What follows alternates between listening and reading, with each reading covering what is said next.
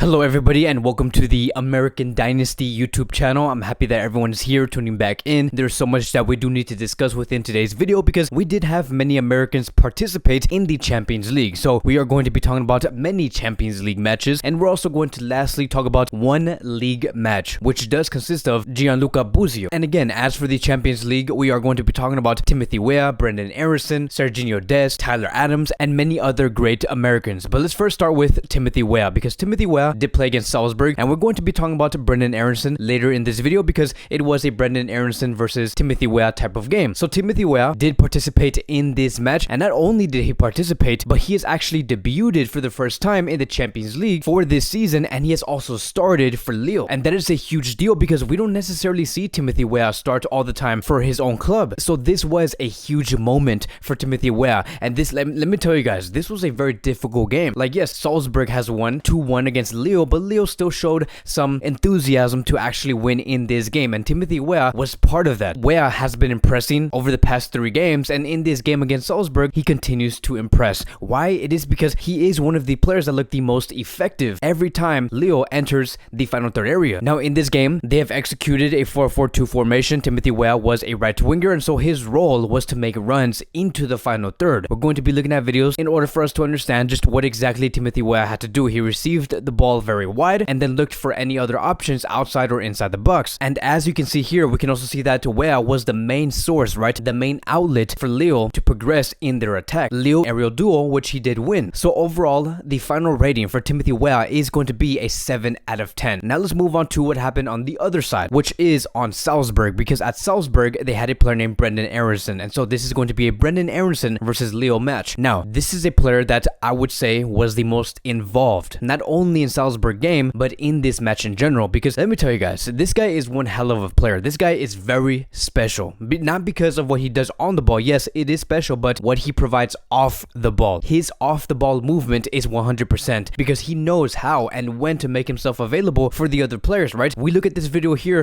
One of the other tendencies that he does like to provide on the field is that he usually likes to get away from presses from the opposition through passes, right? If we look at this video here, we can see that he receives the ball and then he immediately passes it towards one of his teammates, and then they counterattack. And that is something that Aaronson reads very well. He knows exactly where every player is at before he even receives the ball. And looking at these two traits here, right, seeing how he likes to make himself available all of the time, seeing how he can make one pass and unlock the counterattack for his teammates, he is a player where it does relieve pressure for his own team, because when that team is on panic mode, when Salzburg do not know what to do and they cannot find any answers when they have the ball in their own area, Weah Aaronson is always there to make it much easier for them. And that is why Salzburg were able to breathe within this game most of the time and find those chances. So my final rating for Weah Aaronson against Lille, it is going to be a 7.5 out of 10. Now let's move on towards Sergio Busio. So Barcelona did play against Benfica at Benfica, which was in Portugal, and it was a very devastating loss. Barcelona lost 3-0. It was a very unacceptable loss that Barcelona have made against Benfica, and Dest yet again has also played as a left back. Why? It is because Alejandro Balde and Jordi Alba are currently injured, which basically means that Dest is going to have to take that role. Now, compared to the other matches, right, we know what Dest has been doing over the past 3 to 4 games as a left back, but in this game, right, if we were to compare his performance against Benfica to the other matches, he did not really do much, and that is only because there was not a single player that was able or capable to accompany him while he's trying to make play on the left flank. It's like the system was completely broken. Like, his best partner at Barcelona right now, it is Memphis Depay, and sometimes we see Memphis Depay try to take players on his own, and because of that gives Sergio Dest the signal and says, okay, fine, if Memphis Depay is not going to be giving me the ball most of the time, if he wants to do things on his own, I'm also going to be doing things on my own. And so throughout the match, you can have a sense that there was not really a sense of collectiveness within their game. And when you do not have collectiveness within your team, you're not going to be producing any result. And so we have seen Sergio Dest try to cut in, try to pass some players, maybe shoot the ball into the net, but nothing came out of it. Why? It is because they did not play as a collective. None of this would work if everyone just plays individual. And if we were to look at the average position for FC Barcelona, you can see that Dest was much deeper than usual, which is on the left flank, right? He was number 2. And again, he is much deeper than usual if you were to compare this game to the last 3 games that he has been playing, because in the last 3 games, he has been playing extraordinary. But Barcelona had commitment issues. Barcelona found it extremely hard to play as a collective. As a matter of fact, as for Sergio Dest, he did commit a penalty, which gave Benfica the 3rd goal against FC Barcelona. And so when it comes to this individual performance in this game specifically, I'm going to give it a 6 out of 10. Now moving on towards the next match, and let's talk about Young Boys versus Atalanta. Now in this game, Atalanta has won 1-0 against Young Boys. It was not the most glamorous game that Young Boys has displayed on the field. PFOC did start in this match, and after seeing what we have seen in the previous match in the Champions League, when it comes to Young Boys, they have won against Manchester United, and PFOC actually scored the last minute goal that gave them the 3 points,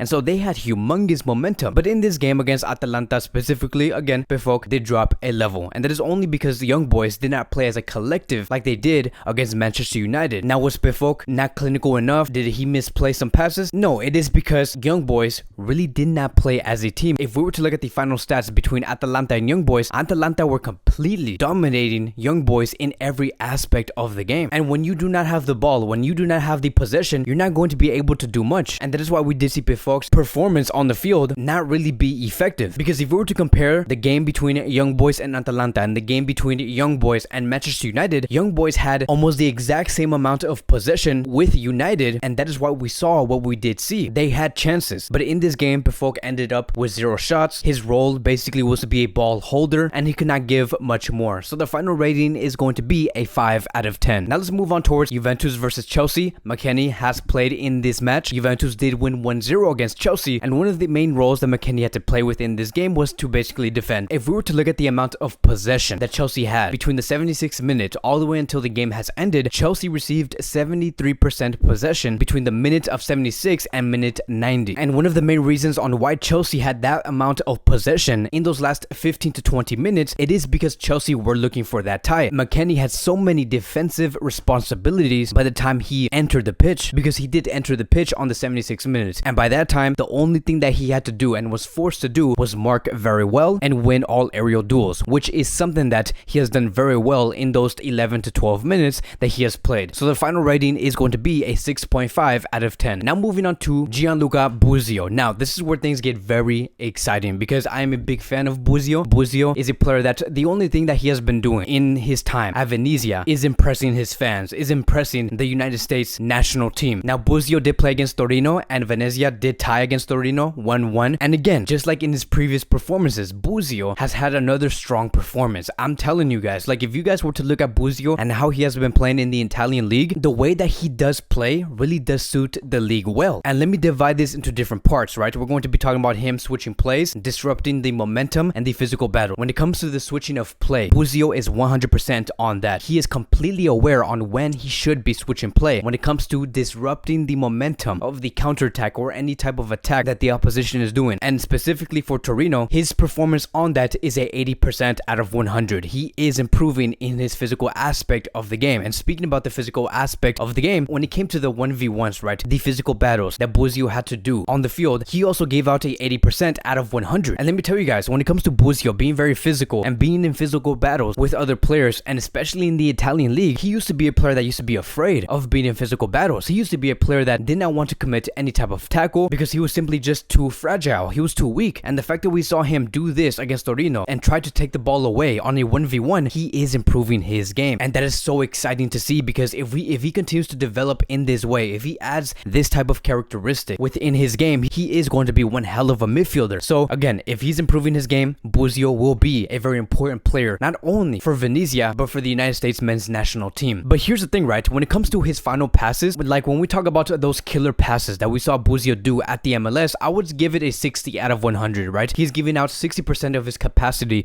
on what he could do on making those final killer passes, because we know what he is capable of. We know exactly how sharp his passes could be. Now, could it be because he's afraid? Could it be because he is limited on what he's supposed to be doing in his role? Or is he overthinking things? Maybe he does want to be very careful. What could it be? Because again, we know exactly what Busio can do and how well he can find those passes that can lead towards goals. And so he does need to do more of that in the Italian league and for Venezia, and especially in this game against Torino, because he did not really have a real killer pass within this game, something that he is really good at. And so hopefully he does gain some confidence on making those passes, not being too afraid to make mistakes. And if he can progress that trait in his game and progress his physical battles on a 1v1 and disrupting play from the opposition, he will be known to be one of the best midfielders in this league moving forward. So I'm going to be very excited to see how this player does evolve throughout the rest of this season. So my final rating for Gianluca Busio, it is going to be a 8 out of 10. But that is going to be wrapping up today's American Dynasty video. Let me know who was your favorite player that performed very well in this week in the Champions League, or maybe if you want to talk about any American that did play in their own leagues, let me know in the comment sections down below. Thank you guys so much for watching. If you guys are new here, welcome to the channel. Please like, subscribe, comment, and I will see you guys in the next video.